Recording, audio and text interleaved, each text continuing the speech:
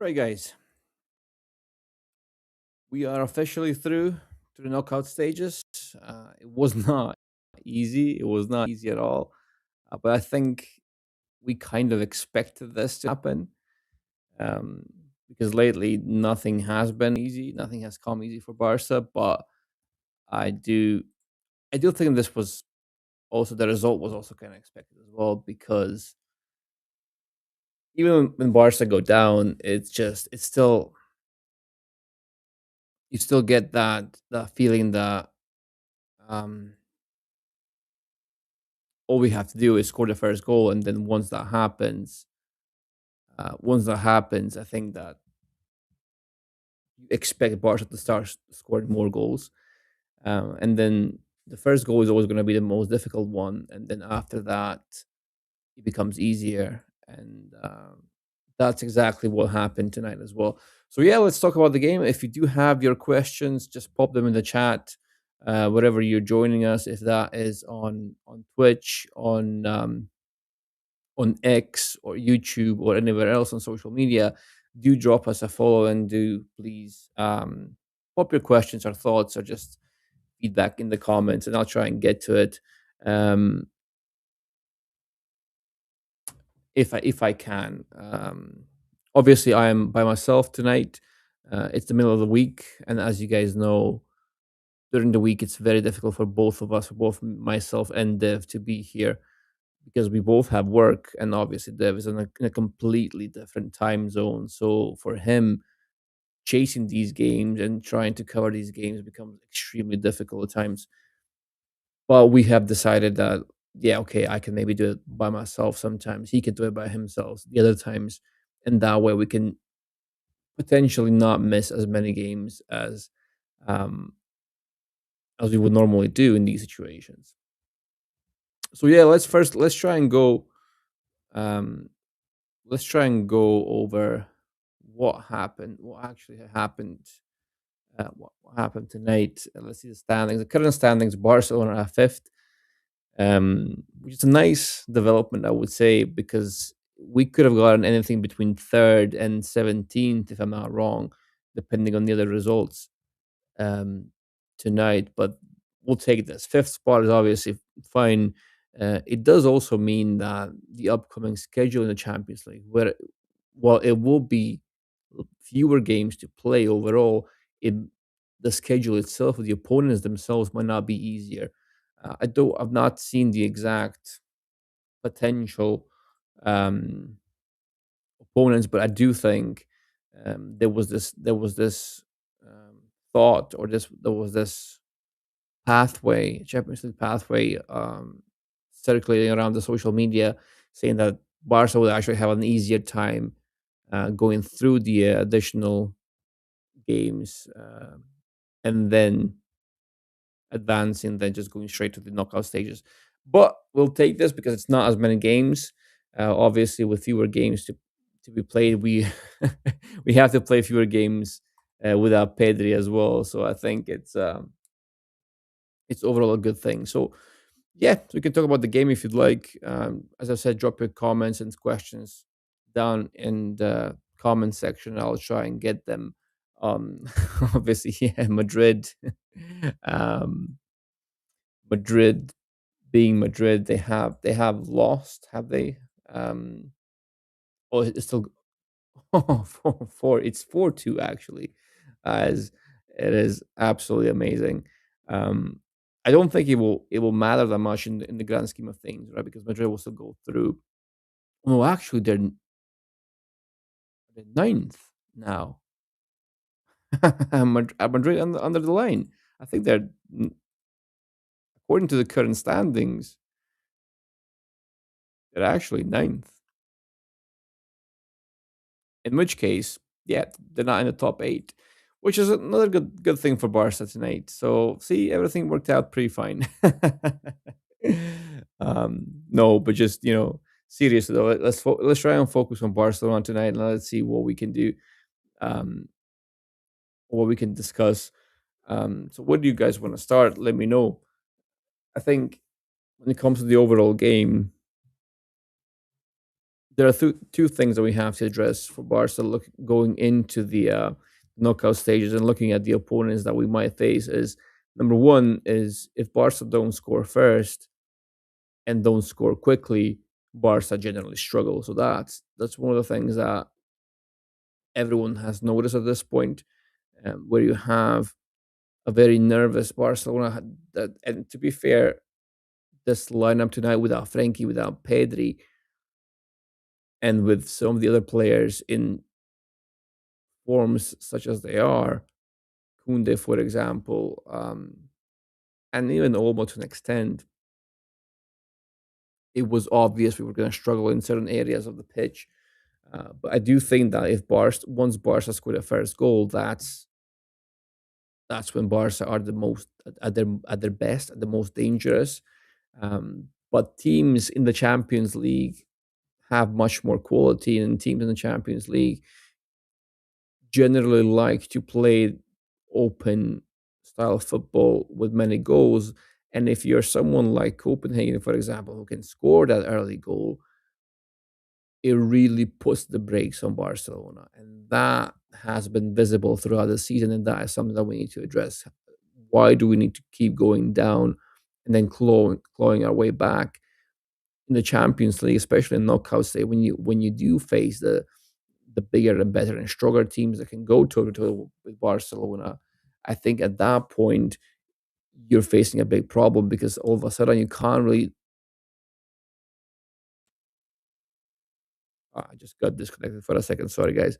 Yeah, as I was saying, when you face those teams that can match your intensity or even outperform it, and they can match you blow for blow, and it's at that point that Barca might realize, okay, we can't really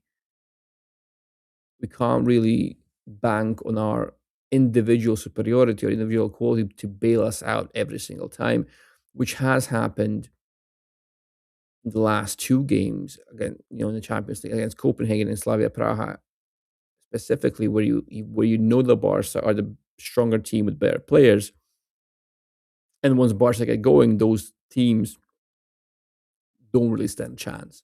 That's why I was very optimistic or comfortable or even not even worried tonight. And I said, okay, we're not playing well. We're just not really showing that top eight quality. But I was also sure that once we scored that first goal, I was absolutely sure that was going to be it. We just had to score one. And once we scored that one goal, that's it. The floodgates open and Barca can score two or three goals more easily. Easily. And that's exactly what happened.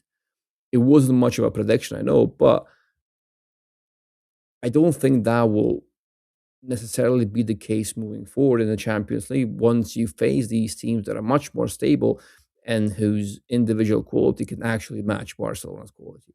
That's where the problem. That's where the problems might start compounding. Um, and that's number one. So if Barca don't score first, Barca are in big trouble. And the second of all, there's a very easy recipe for other teams to follow. And even tonight, the first goal. And the first goal doesn't really come from the high line. Yes, the high line doesn't really make it any more difficult for the opponent to score, but it wasn't the high line, it was the shape in the moment of the possession loss, number one. And also, it was the choices that we make in possession when we are actually not being rushed, we're not being pressed, and we're not being put into these decisional crises, so to speak. So it's these unforced errors that put Barca at risk. And these two are connected. And I'll tell you why. It's because when you are in a good shape to progress the ball, and Kunde has the ball for the first goal, right? And then he goes inside and he tries to find a pass that ultimately doesn't connect. But he wasn't rushed and he wasn't really put into this panic state to be able to be forced to be looking at inventive or difficult solutions. No, and then because of that state where Barca were very comfortable, they were not in a position to react to a potential ball loss there, loss of possession there, because they were not really counting on it. In their mind, that should not be happening. And I can see that, right? They were not ready for it because, for all intents and purposes, Barcelona should not be losing the ball in that situation at all. And teams that are far better than Copenhagen will also be far better at punishing this far more often. If a team, and I mean no disrespect here, but if a team like Copenhagen or a team like Slavia Praha will can punish you for these mistakes, be absolutely certain that teams in the upper echelon of the Champions League will definitely do the same thing. So these two things are the things that Barca need to address immediately. So the game stayed at 0-0, and going into from the 0-0 into 1-0 for Barca, that transition hurts the most. Barca just at the moment, if they can't find a solution quickly and get the ball rolling, the snowball rolling, they really, really struggle. Those two things, I think, at this moment, especially with the Champions League, and then yeah, of course, we have talked about this, the physical level of this team or the physical floor of this team in regards to dueling and intensity. This is where Barca will struggle as well. Now, we have seen a Barcelona without Pedri and Frenkie, which is obviously when you lose such two players, you lose so much. You lose essentially you lose two of your most important players, not counting someone like Lamine or Rafinha or Joan Garcia, for example. These are the other players that form the spine of this Barca.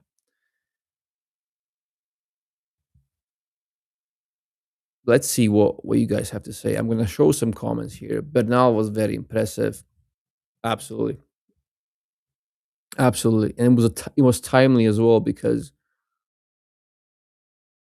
I had published a piece on Bernal just this morning before the game, saying that okay, Pedri is not here.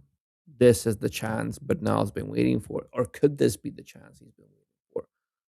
Because Flick obviously wanted Mark Bernal to stay, and he was very adamant on the fact that okay, I can use Mark Bernal. I will use Mark Bernal.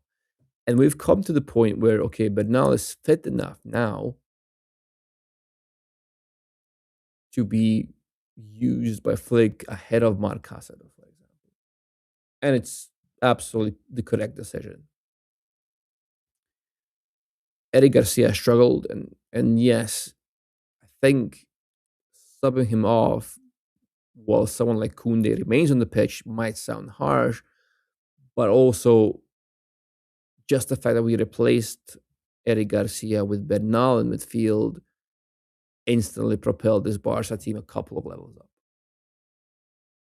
Because what Mark Bernal gives you is leagues beyond what Eric Garcia can give you. And we're talking about Bernal that's not exactly a Mark Bernal at 100%.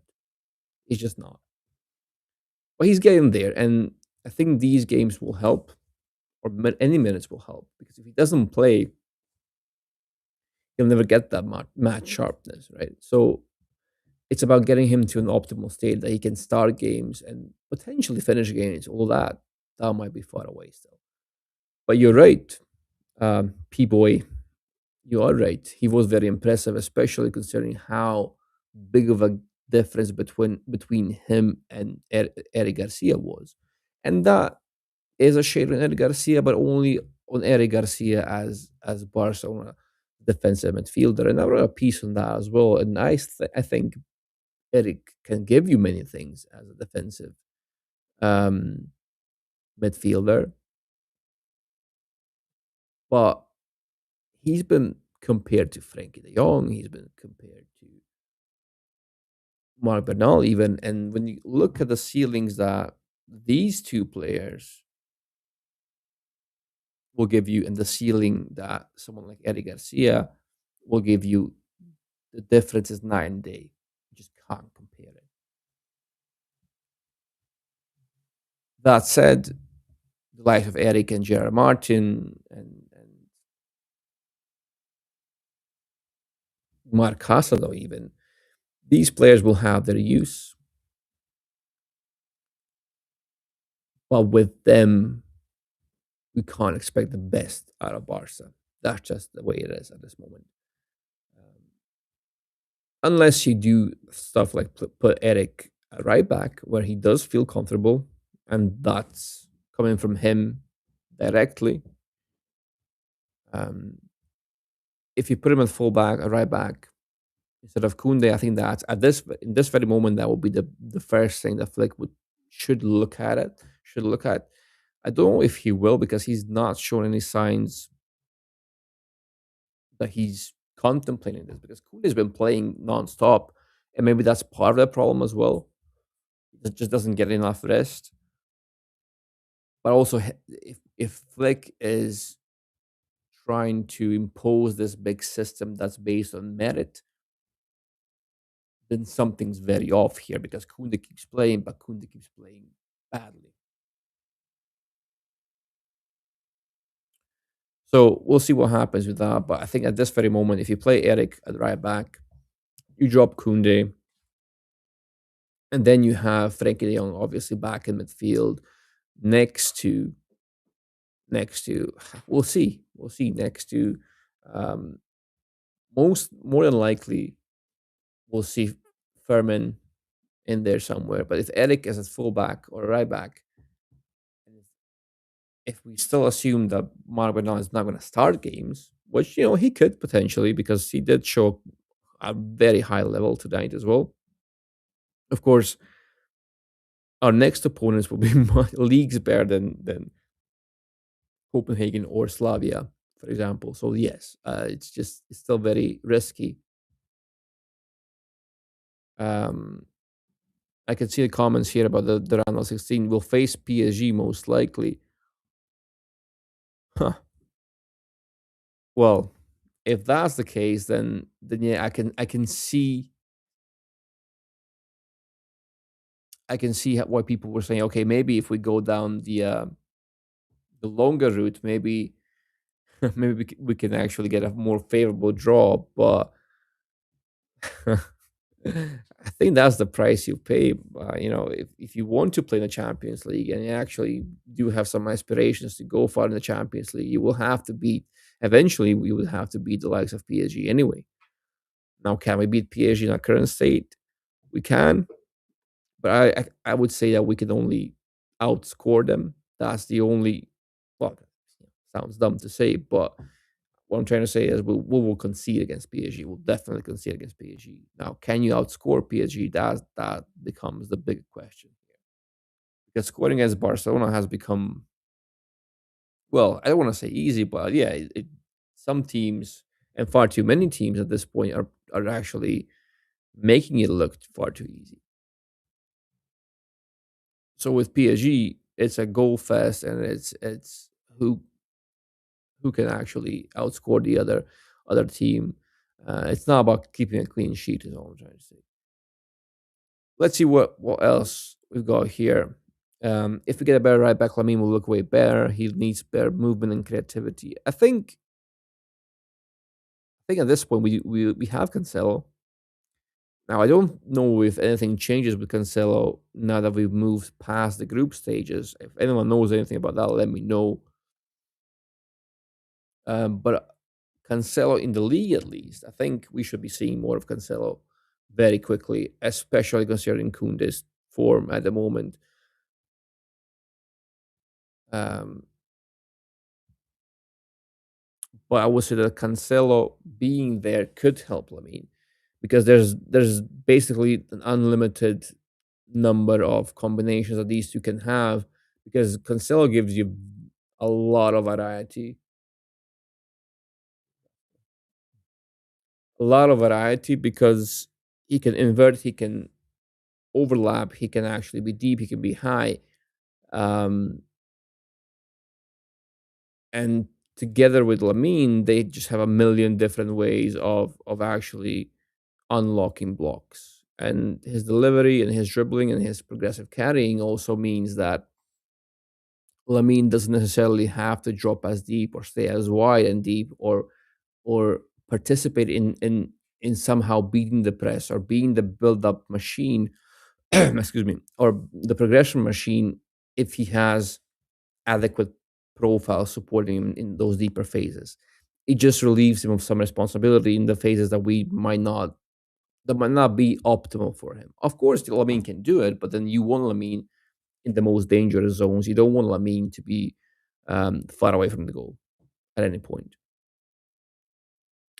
So in that sense, Cancel can play there and help Lamine be better. Yes, I would say, or just more decisive or more involved in the actual final product, or just the actual attacking phase higher up the pitch in the final third.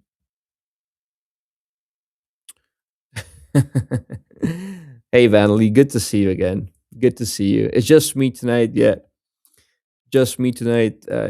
As I said, guys, these weekdays in the middle of the week kind of games, which Champions League games always are, it's very difficult for both of us to be here because we both have work. But Dev is on a completely different in a completely different time zone, and these games are usually bang on during his work hours. So it becomes impossible for him to come. So, but we've decided that okay, sometimes maybe I can cover for him, sometimes he can cover for me, just so we don't skip as many games as we used to because of these things where we have work and we just can't do it. But maybe one of us can do it because again, different time zones. Deployed Eric as lone six with two tens in front of him, no control. Yeah, I think part of the reason why Eric struggled was the lack of support. I think yeah, we haven't really played with a number 10 in a while, or a specific or a player that displays the specific number 10 role. It has been more of a 4-3-3 in most cases, I would say, even. But then yes, you have two attacking minded players who are who can press. Furman can press. Olmo doesn't do it as much, obviously, and not as intensely. But then Eric is often left on the island. That is very true. But then again, when you compared Eric's performance to Bernal's performance with the same supporting cast, it is it's night and day. So I think as much as Eric was left out by himself, it's also that his quality in that role is very much capped. Right. Okay, let's see what else you guys are saying. Mourinho special in Portugal. Yeah, I know. Yeah. So Barcelona fans, we are celebrating two results tonight. Us winning and obviously making the top eight, but also Madrid getting the butt kick. That's also always going to be good. But um, let's see what happens, because now, as people have already pointed out, we are likely to get a tough opponent um, in the next stage of the Champions League. And then at that point, I'm not sure what our team will look like, who will be fit, who won't be fit. But absolutely. And yes, Van Lee, you are correct. Once more, Flick, he does even see when we have these bad first halves, you can always count on Flick to kind of pull a rabbit out of a hat and do something for the second half. And I love that. I do. I agree with you, Van Lee. He will in my mind, I'd like to think at least that he goes out there or in there in the locker room, and he just makes sure that he's heard, right? He's not taking any hostages. He's just going for it, right? At which point, I think everyone in the team kind of shits their pants a little bit. At least that's what I hope happens, because that's the way it's meant to be. And we do have this picture of Flick where he's very, I don't want to say rough, but he's very strict, right? He's very much, he knows what he wants. He knows what he wants to see or likes to see. And he also knows exactly how his team is meant to be playing, what they're meant to be doing on the pitch. I think that's one of the big strengths of Fleck as a coach. then also his man management goes into play and how he relays that information and then how he makes sure that he's respected in the locker room. I think that's what happens. And we did talk about this with Xavi, for example. I always felt like he was trying to be a friend first, but then coach second, which, yes, it did lay the foundation for this very much a family vibe they have around Barcelona in the locker room. And I love that fact, especially because we do have all these young players there. But at the same time, the coach needs to be respected. And yes, players will go in front of the media and say, like, yeah, we respect Xavi. But I didn't really see the same level of. I just didn't feel like Xavi was in control as much as Flick is at this moment. So if that makes sense,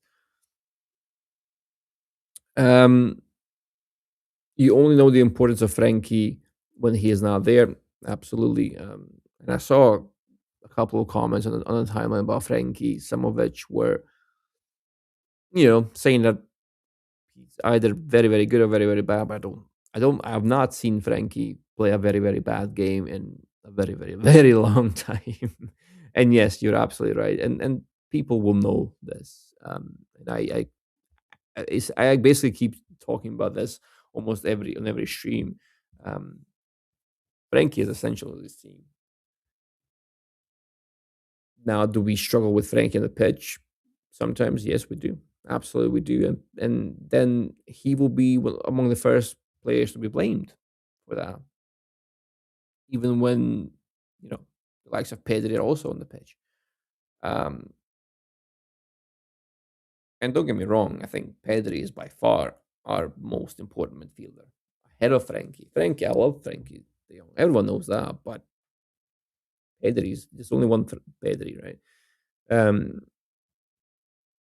but absolutely, we did miss that because we couldn't really connect passes. We couldn't the team as a whole, the collective as a whole was very disconnected. If you look at the pass maps, and I'm sure people will share them eventually on the timeline, the pass maps also look kind of show you that picture of lack of meaningful connections in the most important areas of the pitch and between the most important players on the pitch.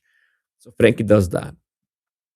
And sometimes Barca need to have the game be played under their own terms. Well, most of the times, that's when we are at the strongest. Right. Um, all right. So we got more knockout stage predictions. Van Lee says our prediction is Newcastle, Spurs, and then Arsenal. See, to me, that looks decent. Up until Arsenal, that looks decent. I don't think we would beat Arsenal, but in the Champions League, we never know anyway. But Newcastle and Spurs very much beatable. But those are all like three English teams in a row. That's quite something. Is this well? Obviously, we won't know for sure just yet, huh? Or is there an actual proper prediction or top eight path that we can have a look at? Um, because this looks decent to me. And people were saying, okay, an easier path would be to go through the extra round because we would get easier opponents. But this doesn't look that bad. Obviously, if we get PSG or we get Bayern, I don't know who else, then absolutely that would be horrible. But we have beaten Newcastle, and I'm pretty sure we can beat them again. Obviously, nothing's guaranteed in football; everything can happen. But no, I wouldn't mind this, Manly. Um, PSG and fourth. Okay. No, I just been going off the comments. People have been saying PSG in the comments. So I that's why I mentioned PSG. Draw is on Friday. Yeah. As much as I would love us to go as far as possible, it will largely depend on the draw, guys, because I think on our day and things go our way and we don't have one of those Real Sociedad nights, we can score goals against anyone in Europe, and that means you can beat anyone in Europe on your day. But then anyone can score goals against us, which is a bit of a problem in the Champions League. You can imagine. Um, so it will very much depend on can we brute force our way through. And what I mean by that is, can we use our individual superiority, individual quality to just strong arm whoever it is on the other side of the pitch? Because if the teams are, similar in their power levels, to kind of throw a Dragon Ball reference in there, that's when this style of play and our strings are kind of dulled a little bit, if that makes sense. Um, I'm just gonna pop this here as well, guys. If you do want to buy us a coffee, please don't hesitate. Even a couple of bucks will help. I will, however, um, since seeing how Mark Bernal has had a fantastic game, I've put the um, I've put the link to our latest piece right there. It would be it would make me very, very happy if you guys clicked on it. I just had a little read. Um, we have been posting pieces every single week now, between myself and Dev. So um, we have been very active there as well, and I would love it if you guys gave it a read and told me what you think. And subscribe if you want. We do have a free tier. Don't worry, it's not all paid. We post free pieces every week as well, and there's a free tier. Of course, you do have to input your email, but if that's too much of a hassle, just it's up to you, obviously. But there is a free option. You don't have to pay to read all of pieces. But the bigger um, analysis will be under a paywall, so you will be able to read only half of the piece or something like that, and then the rest will be locked. But that's only because we are paying. Now that FBref is gone as well, as you might know, we are paying for our data and paying a lot of money to get the exclusive data and footage to bring you this analysis. So we have to try and make that money back somehow. So I would appreciate if you would go and check this content out and give us a shot. Um, let's see what else we can talk about before I close this up, because it's just myself, so kind of like I get bored of my voice, and just you know just being the only one talking. Um, let's see. Uh, we can't rely on Lewandowski as our starting number 9. We're stuck with Ferran as our main striker. How is it going to work? It's not going to work. Horizon So to answer your question, it's not going to work because, yes, you're right. Lewandowski is obviously effective at what he does inside the area, but he cannot sustain that for the full game. And Flick would love for a striker to be able to press on top of being able to score goals. Obviously, that would be ideal. And you're also right that we are kind of stuck with Ferran, and that choice of words is also correct because Ferran does not have what it takes to be a starter number 9 for Barcelona. He's fine as he is, although to be paying that much money for a rotational striker is also well, it's a different kind of beans. But I would agree with you and say that no, we cannot move forward with this setup. Like, if you want this Barca to breach their ceiling, to break through their ceiling and go a level beyond, no, you cannot have this. It won't be enough. So that's why I do think still that Barca will buy someone in the summer. But then Barca also need to buy a centre back, potentially even full backs, and potentially even someone in midfield. We don't know, right? And then there's talk about Rashford being bought, or maybe someone else being bought in that position. So how's that going to work? Is Pedri back for the round of 16? Hopefully, yeah. The round of 16. When does that start? Do we have kind of the schedule for that? Even though we don't have the exact games, or we don't know who's going to face who, but do we have the schedule? I do think that he should be fine. He should be back in about 5 or 6 games. But um, what I will say though is, and you all know this, guys, is that Barcelona have predicted Pedri to be out for a month, which which usually means that he's probably going to be out for. I don't want to jinx it, but that's usually how it works, right? We'd never get these predictions right. Fortunately, not. Uh, so um, we can only hope, guys. We can only hope. Araujo will be huge. I think so. I think if Araujo was the correct state of mind and obviously form and all that, he would be an asset because he is very unique in this squad. But you see it every time he plays. Teams do take advantage of his flaws in and out of possession as well, and coaches have gone public, saying yes. When we looked at Barca, we looked at Araujo, we looked to exploit Araujo, but that doesn't change the fact that he does things that no one else in the squad can do. And when you've got such a skill set, it makes you valuable.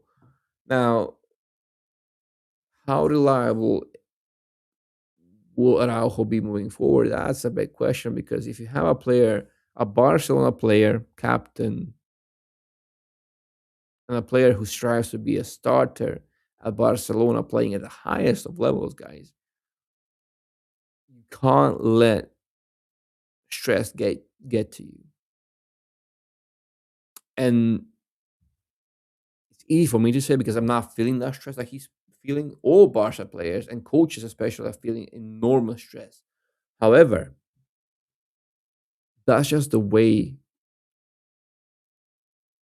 it is with these top teams. If you want to play for a top team, you will have to live with that stress.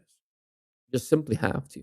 You have to live with stress, live with the burden of success because the more successful you are, the more you'd expect it to be keep being successful as well. So if Araujo can't handle that, then he's never going to be successful at Barcelona because at Barca, you will always the expectations will always be like that. Looks like a PSG or Newcastle. Yeah, I think that's what I've been told as well. Um, Obviously, I would prefer Newcastle, although they wouldn't be easy, especially when you consider how Barca do still struggle with teams that press you high, do still struggle with intensity, and still struggle with teams that can outduel us. Newcastle can do all three, so it wouldn't be easy. But we have beaten them before, so you know. Uh, Now that's a very good point that I've already addressed, but I will address it again. To win the Champions League, yes, absolutely. You have to be the best teams. Now, obviously, if we are just aiming to get as far as we can, then yeah, obviously you would always prefer an easier draw. But if you have aspirations to win the whole thing, then absolutely, guys, yeah, it's just inevitable. And Barca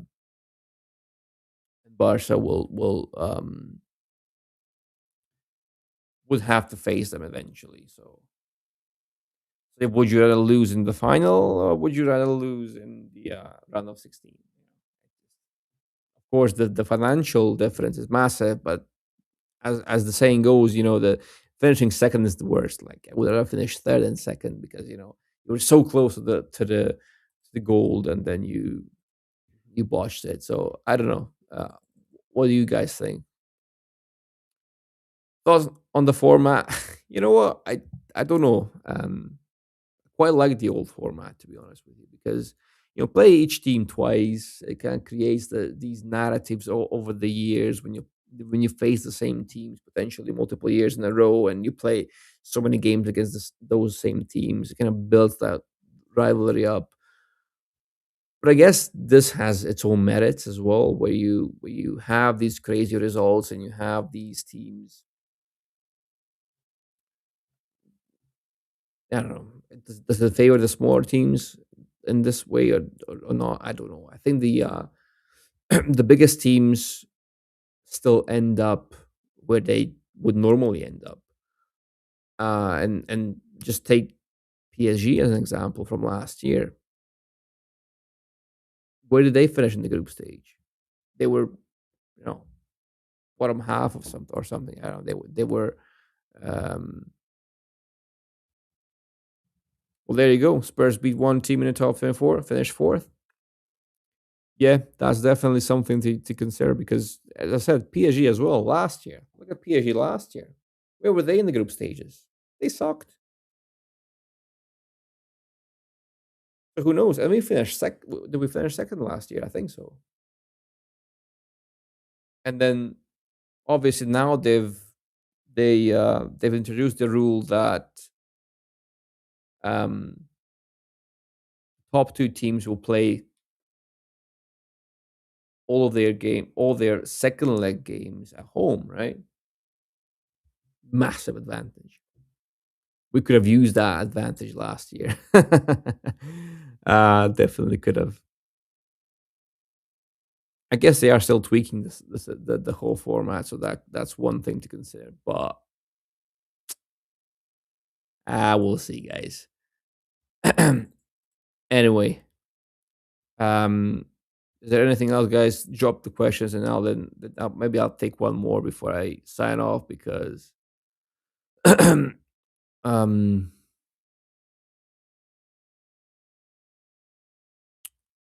yeah, I think so.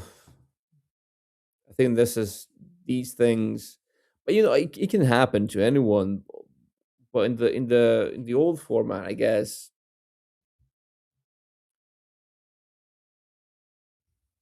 you would always get quote unquote an easier opponent. And Liverpool getting PSG, who you know did what they did in the rest of the tournament as well. Uh, it's just because technically the system or the format did not punish them because they were given an opponent that was on the table points wise. They were very low. PSG sucked in the group stages.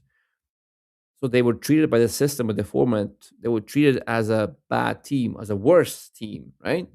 So Liverpool, according to the system, if you disregard the names of the teams, they got a weaker team according to the table, the Champions League table, right? But then, and even at that point, you would still kind of even considering it was PSG, and you would still think, okay, Liverpool have played much better in Europe. They um, they should have won that, but football just doesn't work that way. And sometimes it's really funny to see those things. Um, but anyway, guys, I've been going on for 45 minutes. Thank you for joining because it's always been when I'm alone. Obviously, I would imagine it gets a bit boring for you guys as well because there's no depth here to kind of for me to play off of, and he obviously he does have his own opinions that keep us going a bit more and maybe brings a fresh perspective to these things. It's just this way, just me, obviously, but I do appreciate almost 1,500 uh, um, people joining and just listening to me ramble about Champions League and Barca's win tonight. I do appreciate it. I am dead tired though, so I will go to sleep. Work tomorrow, and but please do give us a follow and subscribe to the channel if you can. I will once again. I will just paste it here. Guys, if you are interested, have a look at the blog. This is where the meat of our content is. This is where the deepest analysis that we do goes to, and it goes there regularly every week. So please do give us a follow. We also are on social media as well and on YouTube occasionally. Um, and thank you for joining once again, and thank you for listening. It was a good night for Barca overall, even though the first half was atrocious. And yeah, thank you for joining, and I will see you guys next time. As we always say, stay safe and Visca Barca.